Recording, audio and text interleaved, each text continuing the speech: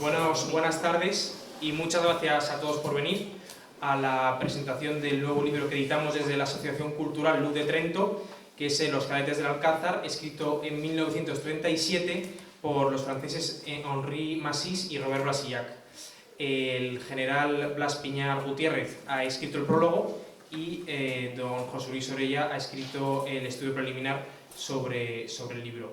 Bien, nosotros desde la asociación es el segundo libro que editamos y lo hemos editado por un motivo de gratitud, de doble gratitud.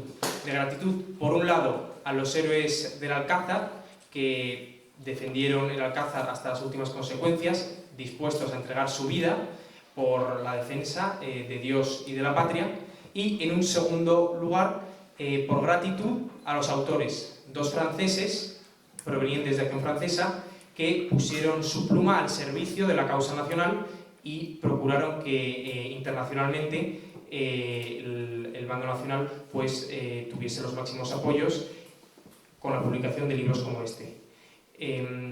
Agradecemos al general Piñar y a don José Luis Orella su presencia entre nosotros y sin más preámbulos tiene la palabra el general. Muchas gracias. Bueno, muchas gracias. En primer lugar, para mí es una satisfacción estar aquí por un triple motivo. Primero, por conocer el espacio Ardemas, que no lo conocía, tenía muchas ganas, como lugar de referencia de, no sé cómo llamarnos, pero que cada uno nos llame como quiera, pero sabemos quiénes somos, eso está claro. Y en segundo, por la invitación de los editores del libro, de Luz de Trento, que además he tenido la satisfacción de encontrarme con que mi presentador, su bisabuelo, fue mi maestro de la montaña. Fue la primera persona que me llevó a hacer excursiones por Peñalara, por la Sierra de Guadarrama, y de él aprendí yo mucho y luego pues no me he podido desprender de ello, o sea que me ha dejado una huella, aquí sí que hay que reconocer que indeleble, el amor por la montaña que empezó en aquellos momentos y me ha traído muy buenos recuerdos cuando me ha dicho quién era. Y en tercer lugar, por hablar de un tema como es el del Alcázar de Toledo.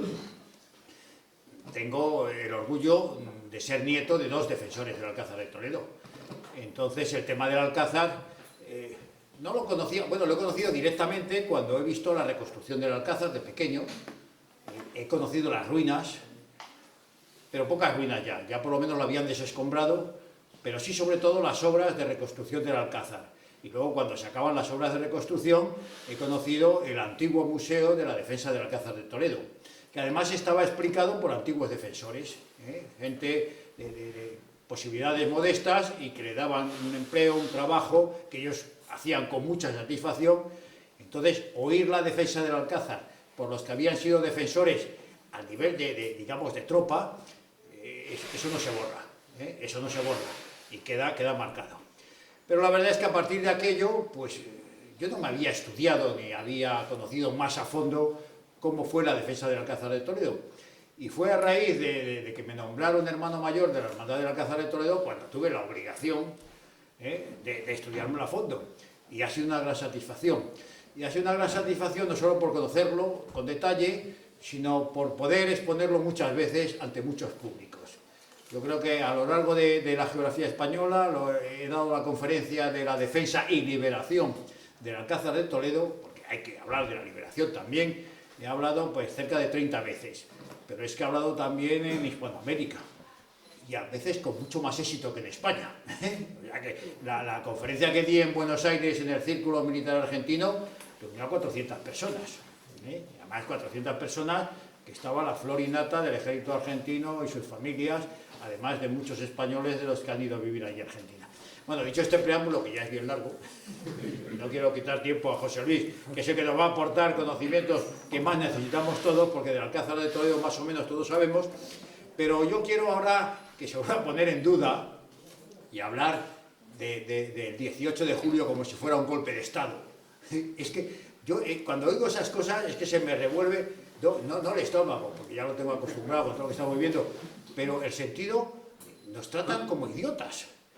Llamar a un levantamiento militar, cívico-militar, que da lugar a una guerra que dura 3 años, en la cual participan potencias extranjeras, Italia, Alemania, la Unión Soviética, donde se vuelca, donde todo el mundo está pendiente de lo que está, llamarlo golpe de Estado. Es que es una cretinez absoluta. todo para desprestigiar a lo que pasa. Porque si hubo un golpe de Estado fue precisamente del Frente Popular, pero fue anterior al levantamiento. Bien, y entonces ahora, claro, entonces el señor Moscardó, porque ahora le llaman señor ni coronel, resulta que dio un golpe de Estado.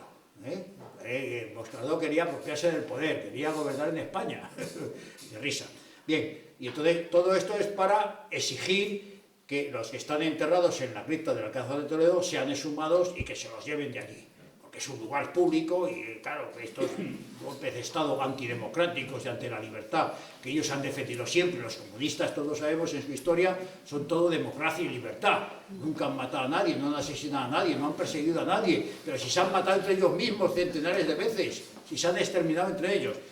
Bueno, pues es que ahora ya, al hablar del Alcázar, no es sacar a Moscardó y a Milán del Bosch y todos los demás, claro, como autores de un golpe de Estado, sino ya lo último que reclama, que ya es para reírse, es que dejen de llamar Virgen del Alcázar a una virgen cuyo nombre original es la Inmaculada Concepción de María. O sea, estos señores comunistas ahora son defensores de la Virgen María.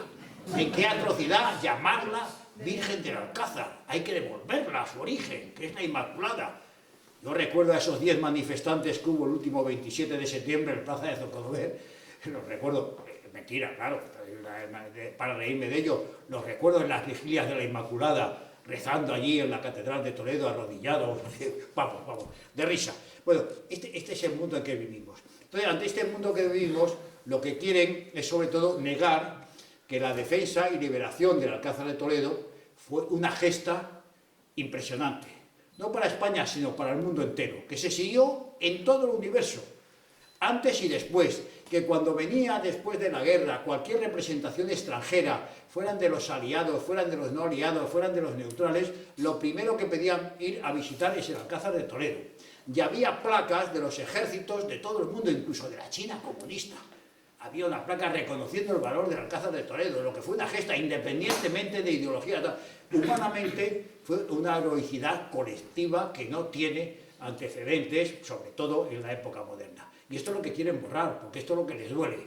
Y además se portaron como auténticos caballeros, porque igual que ellos en Toledo mataban a todo cura religioso que encontraban y localizaban, a los hijos y familiares de los defensores que estaban dentro, a todos los fusilaron, los pocos retenidos que había dentro del Alcázar por una serie de circunstancias que sería interesante aclarar, no le tocaron el pelo a ninguno y salieron indemnes. También es verdad que algunos de los que estaban dentro del Alcázar como rehenes, cuando salieron, las fuerzas que habían llegado de esto los fusilaron.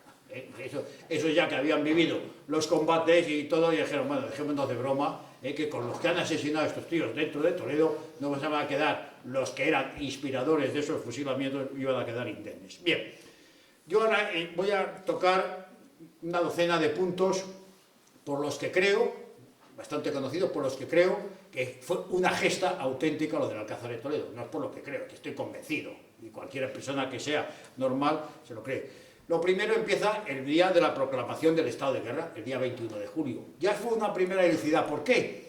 Porque el 21 de julio ya el alzamiento militar en Madrid y en sus alrededores había fracasado totalmente. Totalmente. Y eran unidades operativas con bastantes medios y con bastantes hombres. Pero en las guarniciones de Madrid, de sus alrededores, en Guadalajara, en Alcalá de Henares, todo el poder del Frente Popular en Madrid era impresionante. Entonces acabaron con esa resistencia, pero acabaron totalmente. Y a pesar de todo, una pequeña guarnición militar como la de Toledo, donde no había unidades operativas, eran centros de enseñanza, la Academia de Infantería, Caballería e Intendencia, la Escuela de Gimnasia y luego el centro de reclutas, lo que hay de tipo administrativo, que además, para colmo, al ser verano, estaban de vacaciones. Había muy poca gente, muy poquita gente. Y la guarnición, en realidad, que defendió el Alcázar, eran principalmente guardias civiles de toda la provincia, que el teniente coronel previsoriamente había dicho que abrieran, cuando lo ordenaron, unos soles que tenían, para que se concentraran sobre Toledo. Y eso fue el núcleo militar de la defensa del Alcázar de Toledo. Pero ellos se levantaron contra toda posibilidad de tener éxito. Sabían que habían fracasado. Tenían muy pocas noticias de lo que estaba pasando en el norte, con Mola, o en el sur, con lo que estaba pasando en Marruecos. Sabían muy poquito. Pero ellos tenían el sentido del deber, de la obligación, de que había que defender a España ante lo que estaba haciendo el Frente Popular. Igual que fue una Es decir, han fracasado en otros sitios, pero al mismo tiempo estaban viendo las represalias tremendas que tenían con los que se rendían. Acordaos de las imágenes del cuartel de la montaña. Lo que les pasó a los de Alcalá de Henares, es que no dejaron uno vivo. Bueno, pues a pesar de todo, el 21 de julio declaran el estado de guerra. Eso ya para mí, a mí me impresiona. Hubo guarniciones más importantes totalmente comprometidas, hablemos de Valencia sobre todo, que no se movieron. En Toledo declaran el estado de guerra. Segunda cosa, la conocida conversación telefónica de Moscardó con el jefe de las milicias, que había retenido al hijo mayor de Moscardó, y le amenazaba con fusilarle si no rendía el Alcázar. Bueno, no voy a leer ahora porque más o menos lo conocemos, pero bueno, es un Guzmán el bueno, pero en el siglo XX. Bueno, pues me traéis a mi hijo grita, confía en Dios, grita un viva España y muere por los ideales, pero yo no voy a rendir el Alcázar, vamos. Y hay testigos de ello. Hay testigos de ello. Ahora se ha querido negar esta conversación y se quiere negar porque decían que habían cortado las comunicaciones con otro, pero las cortaban desde fuera. O sea, la comunicación no la cortó los del Alcázar, que cortaron los cordones del teléfono, eran desde fuera y cuando querían no conectaban y cuando querían hablaban. De hecho, todas las primeras amenazas de Riquelme desde Madrid diciendo que entregara la munición que había en la fábrica de armas y los fusiles que tenían y todo el momento que lo entregaran a las milicias, se hacían por conversaciones telefónicas. Entonces, ahora decir que el día 23, cuando se produce la conversación, no había posibilidad de que se hablara por teléfono, están mintiendo descaradamente, es querer negar la realidad. Además de que Moscardó, cuando lo habla con su hijo, no está solo en el despacho. Hay varios de los tenientes coroneles, claro, como era una especie de estado de mayor, de puesto de mando de la defensa, y estaban sus ayudantes, que son testigos, que oyeron perfectamente, por lo menos las palabras que decía claramente Moscardó. Y el telefonista del Alcázar oía las dos conversaciones que para el telefonista. Entonces había que meter la clavija en el aparato para oír, y el telefonista, si quería, se ponía los auriculares y escuchaba todo. Bien, continuamos. Tercer hecho, Capitán Alba. Voluntario para salir, estamos aislados, el bando nacional que se ha alzado no sabe que estamos defendiendo, y las noticias del Frente Popular es que nos hemos rendido, y que salimos de 5 en 5 con los brazos en alto. Si no saben que estamos resistiendo, nunca van a llegar a auxiliarnos. Hay que hacerles llegar la noticia de que estamos resistiendo. Capitán Alba, voluntario. Quiere salir alguno más con él y dicen que no, que mejor uno, que es más fácil. Se viste de miliciano rojo, de unos con los que había caído cerca del Alcázar, su documentación, sale por la noche, atraviesa el Tajo, se separa, vuelve a atravesar el Tajo en dirección norte. Se identifica a unos milicianos que pasan con un camión para que lo llega a un pueblo cercano y ahí un antiguo soldado suyo, lo que es la realidad de la vida, le reconoce: mi capitán. Ahí se acabó todo. Le llevan otra vez para Toledo, pero no puede llegar a Toledo porque unos milicianos de Barca que se cruzan con ellos lo bajan del camión y lo matan y además lo destrozan. Bien, lo bueno de este, además de la gesta particular, del valor de este hombre al salir, que se ofrece voluntario, era un hombre que le gustaba el campo, que lo conocía bien, que llevaba años destinado en Toledo, era profesor en la escuela de gimnasia, hay que destacar que parece que fracasó en su misión, no es verdad. Porque el lado republicano, por llamarle republicano, Frente Popular, vamos a hablar como se debe hablar, el Frente Popular, como tenía tanta gana de propaganda, hemos cogido a uno que sale del Alcázar para pedir ayuda y lo hemos fusilado y tal, y salió en todos los periódicos. Y el bando nacional, la Quinta Columna, lo recogió y dice: oiga, cuando ha salido uno del Alcázar para pedir ayuda es porque están resistiendo. O sea, que cumplió su misión a pesar de todo. Bien, cuarto asunto, lo que es imagen de lo que era el espíritu de los defensores. 3 o 4 detalles. El periódico, el Alcázar, se funda allí para difundir noticias, hay que leerlo. Son siempre noticias optimistas, de buen humor, de relación de los hechos heroicos. Ahí se publica también los que entran de servicio cada día. Es curioso leerlo, pues se funda. Lo que era el espíritu de los defensores. Se hace también con música y letra un himno de la defensa del Alcázar. Ellos eran conscientes de lo que estaban viviendo. Y hacen un himno de la defensa del Alcázar. Es que además está la Virgen Inmaculada, cuando deja de ser Inmaculada para ser la Virgen del Alcázar, porque es donde iban los defensores y sobre todo las familias que estaban allí. Hay que ver también la heroicidad de las familias, que casi todos eran familias de los guardias civiles, que al replegarse de sus pueblos no habían querido dejar a las familias allí, porque sabían que iban a acabar con ellas. Entonces, no se sabe si claramente contraviniendo las órdenes de su teniente coronel se llevan a las familias. ¿Qué hacen con ellas? Las tienen que meter en el Alcázar, no hay lugar para alojarlas. Entonces allí la defensa, y lo que en principio era un lastre, no solo para comer, para todas las cosas, sino también la tensión de tener a la mujer, a los hijos, a los padres ancianos allí dentro, podía parecer un lastre, pues al final fue todo lo contrario, fue un aliciente para los defensores, y muchos de ellos están tremendamente agradecidos a lo que les dio de la seguridad, la serenidad de tener a las familias allí. Bien, pero hay más detalles, el detalle de esa figura que fue Antonio Rivera. Antonio Rivera era el jefe de Acción Católica Juvenil en Toledo, un hombre tremendamente activo, trabajador, estudiante de Derecho, acababa de terminar la carrera, parecía a ojo de mucho que era una persona, nadie se esperaba que iba a sumarse voluntario en esos 70 civiles jóvenes, sobre todo, casi todos de Falange, que se unen a la defensa del Alcázar, pero Antonio Rivera va allí, por su carácter, por su manera, no es que no diera la cara, pero parecía que no era un hombre aguerrido, de pistola o de fusil, se suma al Alcázar y participa en la defensa y participa en la primera línea de fuego, de tal manera que al final del asedio le tienen que cortar un brazo que pierde por tratar de recuperar una ametralladora que estaba a punto de perderse, y además pide voluntariamente, como había poca anestesia, que le corten el brazo sin anestesia. Consecuencia de esa herida, el 20 de noviembre de ese mismo año, 36, muere Antonio Rivera. Pero Antonio Rivera estaba haciendo ahí su labor apostólica, y además decía a los combatientes, y él lo practicaba, hay que tirar, porque estamos defendiendo a España, porque estamos defendiendo la religión católica, pero hay que tirar sin odio. Esto es único, señores, esto es único en la historia. Los estaban haciendo atrocidades, los tiraban bombas, les ponían minas, hacían incendios, todo. Estaban matando a los que estaban en retaguardia, a los familiares, y era hora de tirar, pero tirar sin odio.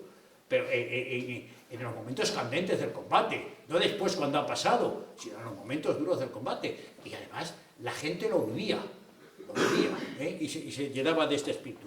Bien, más cosas. Bueno, lo más anecdótico de la defensa, pero que es cuasi milagroso. ¿Cómo sobrevivieron desde el punto de vista de poder mantenerse? Por la carne de los caballos y de los mulos, que sobre todo como entonces todas las unidades tenían plazas montadas, pero siendo Academia de Caballería, pues había caballos y mulos, pero gracias a los caballos y mulos pudieron comer. Y por un famoso depósito de trigo, que uno de los refugiados de origen francés, que era un hombre que comerciaba con el tema del trigo y de la harina, dice, oye, que aquí cerca del Alcázar hay unos depósitos que dejan los agricultores a los bancos para recibir préstamos, que salieron allí y cada noche, cada 3 o 4 noches salían, se subían el trigo. Bueno, y lo curioso es que pudieron estar haciendo esta saca de trigo durante todo el asedio, y los que estaban asediándolo ni se enteraron. Para ver lo bien que hacían, y por otro lado, que es muestra de otra cosa que fue la realidad, que es que los atacantes les tenían un miedo a los defensores tremendo, tenían auténtico pavor. Por eso podían hacer salidas. Las famosas salidas que hicieron eran de carácter logístico, para encontrar comida, para recibir información, y luego también hicieron salidas para tratar de localizar la entrada de la mina para cegarla y impedirla. Es incomprensible que en un sitio tan cerrado, tan cercado, con parapetos de todo tipo, con alambradas y tal, pudieran hacer salidas continuamente. Es que es inexplicable, solo por el pavor que infundía. Tuvieron muchas bajas en las salidas, también es verdad, pero claro, en aquellas callejuelas de Toledo, una pequeña emboscada, un pequeño tío que te tiraban desde una altura, pues te hacían bajas, pero podían seguir saliendo. Esto es impresionante. Y además que salía. O sea, lo malo no es que pudieran, sino que más lo hacían y se la jugaban. Y ahí hay que destacar que casi siempre los falangistas eran los voluntarios para la salida, que por eso tuvieron un número de muertos muy superior al resto de los defensores.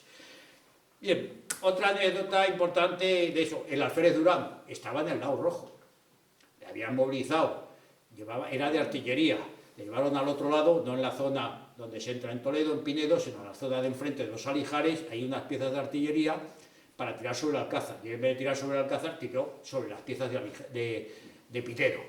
Claro, en cuanto lo descubrieron, fueron allí, sobre la marcha le fusilaron. O sea, que hasta entre los que estaban cercando el Alcázar, había gente que se jugó la vida y cumplió también a su manera el deber. El mensaje de Franco fue un momento crucial. Cuando el día, estamos a 21 de agosto, ya llevamos un mes de asedio, no tenían noticias del bando nacional porque no podían casi oír la radio, porque no tenían baterías, les cortaban la electricidad, pero con las baterías de los vehículos que habían servido para traer a algunos de los guardias civiles, de los grupos de guardias civiles hacia Toledo, con esas baterías más o menos, a veces oían algo, pero sabían algo, pero no tenían conciencia de qué pasaba en el bando nacional. Y el día 22 de agosto reciben un mensaje por un avión, que se acerca al avión nacional, les tira un mensaje, y es la primera vez además que reciben ya que hay una bandera nacional, porque hasta entonces los defensores del Alcázar, como muchas unidades de los que se levantan, salen defendiendo la República, porque van contra el gobierno del Frente Popular. En ese momento nadie se hablaba de República y de monarquía, iban a defender a España, y seguían con la misma bandera. ¿Qué pasa? Que cuando ven que ya lanzan una bandera con los colores nacionales, ese día cambian la bandera y hacen también su bandera con el rojo y el gualda, que es nuestra bandera, no la republicana.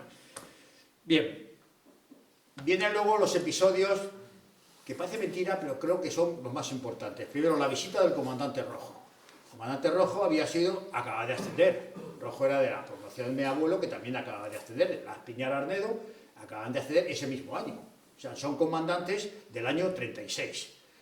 Eran muy amigos en todos los sentidos y eran muy amigos de los que estaban en el Alcázar. También entonces todavía era de la misma promoción, pero no había ascendido, del capitán alemán. Entonces, a Rojo le envían para convencerles que se rindan, porque como van a poner la mina, sabe que va a haber una masacre, sobre todo de los civiles, y claro, a nivel internacional aquello iba a quedar. Entonces, vamos a mandar a alguien que tenga prestigio y que pueda convencerles. Va Rojo, le vendan, entra del despacho de Moscardó, Rojo les hace la oferta de la rendición, les da muchas garantías y tal. Y claro, Moscardó dice, mire, las garantías que nos puedes dar es que no nos sirve, no nos sirve. Entonces, por escrito y por detrás del papel que les entrega, le dice que no. Y además le dice que no también con el apoyo. Hay una representante de las mujeres de los que están allí encerrados que dice, oye, que nosotros tampoco, porque la opción que le decían, bueno, no salgáis vosotros, pero que salgan los civiles que no son defensores, los que no son combatientes. Y los no combatientes dijeron, estamos mucho más seguros aquí dentro que nosotros fuera. Pero vamos, normal, de cajón, era así la cosa, pero sí. Si además es que les contaban desde las ventanas, los del asedio, los de fuera, los milicianos, les contaban las atrocidades que estaban haciendo. O sea, no es que eso lo supusieran, es que decían, es que hemos matado a fulanito y a menganito, y al cura tal le hemos colgado. Y se lo estaban contando, vamos a salir ahora. Bien, entonces eso, a pesar de todo, hay que reconocer que después de un mes largo, la entrevista fue el 9 de septiembre, o sea que ya llevamos mes y medio largo, la situación ya por los heridos, por los enfermos, por la carencia también de armamento, por la situación empezaba a ser difícil. Empezaba el frío además, claro, la falta de capacidad para lavarse, para la higiene, y a pesar de todo no hubo ningún tipo de epidemia. O sea, qué bien organizado estaba, que 1.200 personas encerradas entre polvo de las explosiones, de las ruinas y tal, no hubo ningún tipo de epidemia. Algo funcionaba no bien, sino muy bien, aparte del sentido de la disciplina. Bien, pues el comandante Rojo le da, y lo único que le piden, porque curiosamente también, de los muchos sacerdotes que había en Toledo, ninguno estaba dentro del Alcázar. No sé si fue casualidad o no casualidad. En plantilla militar no había ninguno porque se habían suprimido con la República. Pero vamos, muchos, igual que entraron paisanos, igual que entraron voluntarios, igual que entraron refugiados, un antiguo gobernador civil entró allí para refugiarse de sus propios compañeros, pues se podía haber metido algún sacerdote, pero no se metió ninguno. Tal vez, quiero pensar más, porque tenían miedo, o es un suicidio, declarar el estado de guerra el 21 de julio con lo que está cayendo en España, y se quedaron fuera, y a los que se quedaron fuera los mataron a todos. O sea que no han de acertar. Bueno, pero la verdad es que los defensores sentían esa necesidad espiritual de apoyo religioso. Y lo que le pide a Rojo, cuando dice, hombre, ¿puedo hacer algo por vosotros? Van dando su cura. Y a los 2 días, el día 11 de septiembre, les van dando un cura, pero es un cura, no digo trucho, como dicen los argentinos, de que fuera un falso cura.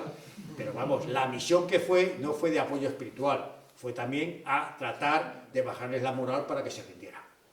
Entonces, la actuación era canónigo de Madrid, Vázquez Camarasa, un hombre que se va bien con el Frente Popular, ya que es difícil, en aquella época llevarse bien, pero se va bien, por eso le lleva.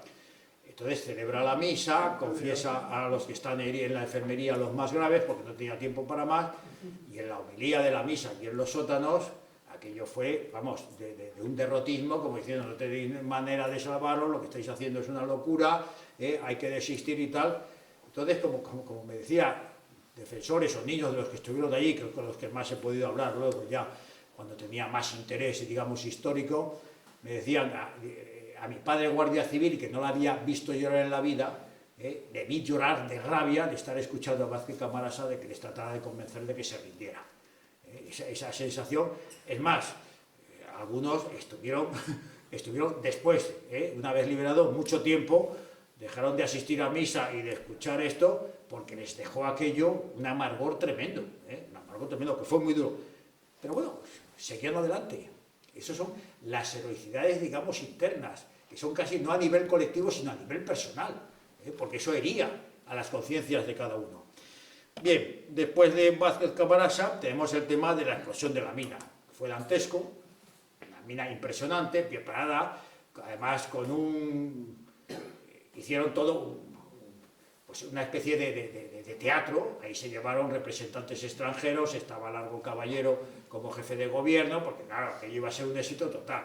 ¿Qué pasa? Que en el Alcázar habían detectado, inicialmente los niños jugando en los sótanos habían oído ruido, se lo dicen a las madres al oficial que está de servicio, enseguida mandan a un oficial que había de ingenieros, y va también un guardia civil que había sido dinamitero en Asturias y que sabían de eso, y entonces detectan perfectamente por dónde va la mina.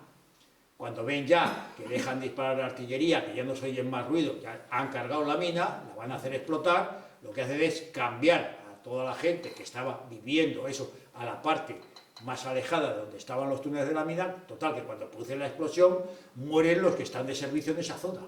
Además mueren sepultados, que algunos se encontraron, pero ya en los años 50, cuando quitaron los últimos restos de las ruinas que había allí. Pero salen indemnes. Entonces, cuando se lanzan al asalto, que era la idea lógica de la explosión de la mina, estaban preparados, agazapados, se lanzan al asalto y encuentran que hay resistencia. Ya sabemos que es el momento que logran poner una bandera roja, no republicana.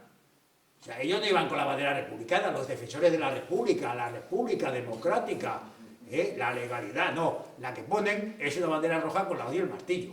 Y es que los defensores la quitan y la reemplazan por la bandera nacional, en la lucha cuerpo a cuerpo. Bien, después de aquello, de la explosión de la mina, de los asaltos, el Alcázar estaba tan deteriorado, tenían tantas bajas, que ya sabéis que la defensa del Alcázar no era meramente el edificio del Alcázar, con sus 4 paredes, sus torreones, no, eran también los edificios, casi todos de carácter militar, que estaban a su alrededor, viviendas militares, el gimnasio, el comedor de cadetes, estaba también el gobierno militar. Todo eso formaba parte de la defensa y fue lo más castigado, aunque el Alcázar fue muy castigado, los 4 torreones se vinieron abajo, la fachada principal se vino abajo, las que afectadas por supuesto por la mina se vinieron abajo, pero de la parte exterior es que no quedaba absolutamente nada. Entonces, por falta de medios humanos para defender aquello y la dificultad a los que estaban en esa primera línea exterior a los muros del Alcázar de mantenerlo, tuvieron que replegarse ya, ahora sí, sobre lo que era puramente el Alcázar. Era imposible recuperar a los heridos, ya no tenían medios, y sobre todo abastecer de comida y de munición a los que estaban en primera fila. Entonces se replegaron. Fueron momentos muy difíciles. Estaba ya la defensa, desde el punto de vista militar, estaba perdida. ¿Qué pasa? Que estamos ya, el repliegue se produce el 20 de septiembre. La liberación es el 27-28. Ya sabían, ya tenían conocimiento de que las fuerzas, porque oían, incluso la artillería, oían que se estaban acercando. Ya el día 26, ya es que los ven a los combatientes, a las defensas regulares, por las alturas de Vargas, los ve venir. Y la artillería roja que tiraba contra el Alcázar empieza a tirar en otra dirección. Hombre, esto fue el último aliento que les mantuvo en la defensa hasta el día 27, que entran 2 pequeñas unidades de la Legión Irregulares, y el día 28 ya se produce la liberación. Realmente es cuando los defensores pueden salir del reducto del Alcázar. Bien, y todo esto se cierra con lo que dice Moscardó cuando llega el general Varela y se lo repite al general Franco, sin novedad en el Alcázar.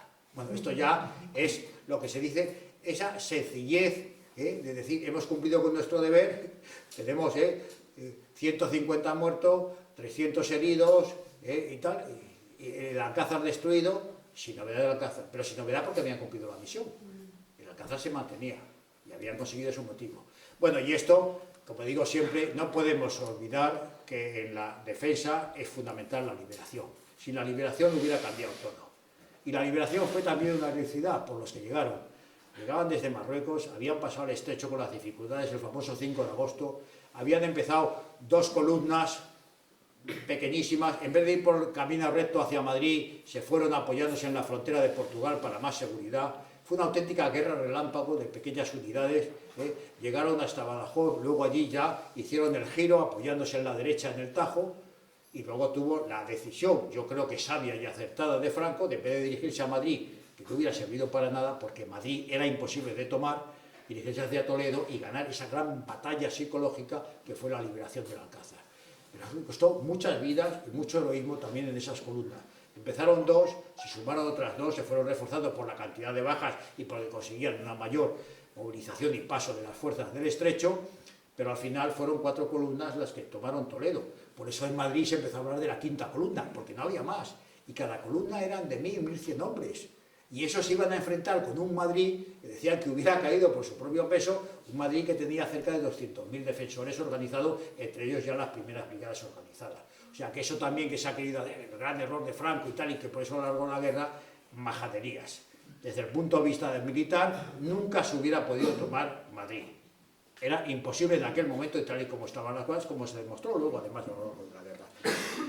Bueno, todo esto que nos indica, pues que había, lo dice el que luego llegó a general Alamán, el compañero de mi abuelo, el compañero de Rojo, defensor del Alcázar, en una entrevista que les hace años después, dice que él lo que tiene que ensalzar de lo que fue la defensa del Alcázar es la unidad. La unidad, lo que nos falta ahora, la unidad. Pero una unidad, ¿por qué? Porque había civiles, porque había militares, dentro de los militares los había guardias civiles, los había de infantería, caballería, artillería, ingenieros, había de todos lados. Había paisanos, había voluntarios, los había mayores, había que eran retirados del ejército que se reincorporaban. Y era muy difícil de mandar, pero muy difícil. Boscardó tampoco era una figura a nivel militar en aquellos momentos. Era un hombre que estaba en la escuela de gimnasia ya en los últimos años de su vida militar, pues como un último destino. Sin embargo, supo coordinar aquello y llevarlo perfectamente, con lo difíciles que somos los españoles. Con lo difíciles, pues somos muy difíciles, todos se creen. Te acordás de la Guardia Civil y dice, oye, que la mitad, más de la mitad de los defensores están a mis órdenes. El comandante de artillería, que estaba al mando de 18 oficiales de artillería que estaban haciendo un curso en la fábrica de armas, oye, que el mayor número de oficiales lo aporto yo. Y era verdad, y gracias a ello además localizaban enseguida los tiros de artillería, se refugiaban a tiempo y tenían muchas menos bajas. O sea que todos, tan diversos, pero unidos, es lo importante. Y eso fue lo que consiguió la defensa del Alcázar. De la disciplina, ¿para qué vamos a contar? No hubo ningún caso de insubordinación, que en estos momentos los españoles, hasta en las épocas heroicas nuestras de América, hay que ver la cantidad de gente que se indisciplinaba contra el jefe, se sublevaba, empezaba por su cuenta.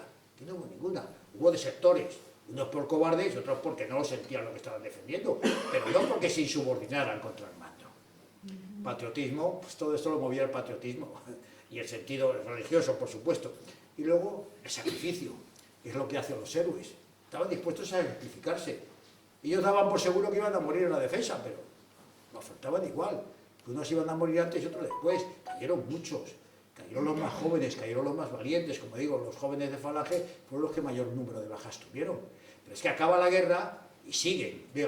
Acaba la defensa del Alcázar y siguen en la guerra. Y mueren. El capitán Vela, el que lee el estado de guerra, muere en noviembre en la casa de campo. Pero es que acaba la guerra y se va a dar la División Azul. O sea, que es que hay que ver lo que era el espíritu. Lo llevaban dentro, lo llevaron hasta el final, y ahora los quieren desenterrar. Bueno, saquemos las consecuencias. No pueden admitir esa heroicidad. Les duele mucho, porque ellos no tuvieron casos parecidos. Hubo gente valiente. En el lado del Frente Popular nadie lo va a negar. Hubo gente que luchó muy bien, hubo gente extraordinaria. Pero casos heroicos, que no es el único de la Alcázar de Toledo, sabemos Santa María de la Cabeza, sabemos Gijón, tenemos muchos casos más de resistencia. En el otro lado no los hubo. Alguna diferencia habría, que no era a nivel personal, era a nivel de las creencias, de los valores, que era lo que defendía. Bueno, con esto he dado un repaso, no quiero alargarme más. Si luego alguien quiere preguntar a alguien o añadir algo, porque hay gente que sabe mucho más del Alcázar que yo, pues se lo agradecería. Por favor, el libro para mí es una maravilla. No es que los autores franceses cuenten, por eso yo me he atrevido en el prólogo a contar un poco lo que pasó en la defensa, porque ellos lo hacen desde el punto de vista emocional, de amor a España, de amor al heroísmo. Entonces es otro sentido, pero tiene mucho valor, y sobre todo por el momento que se publica, y como nos contará ahora José Luis, sobre todo por lo que significaba el movimiento al que pertenecía Brasilac, lo que significaba para España y su amor a España que tenía. Es que es impresionante. Le fusilaron a Brasilac, un hombre joven, un intelectual. Le fusilaron los de la libertad, los de la democracia, los de Nuremberg, los de las represalias en Francia, en Alemania, en Italia, donde colgaban a todo antiguo fascista, los colgaban del cuello, de las piernas, los hacían atrocidades. Esos defensores de la libertad fusilaron también a Brasilac. Bueno, pues de eso es lo que tenemos que ser conscientes y por eso debemos de leer este libro y difundirlo. Muchas gracias.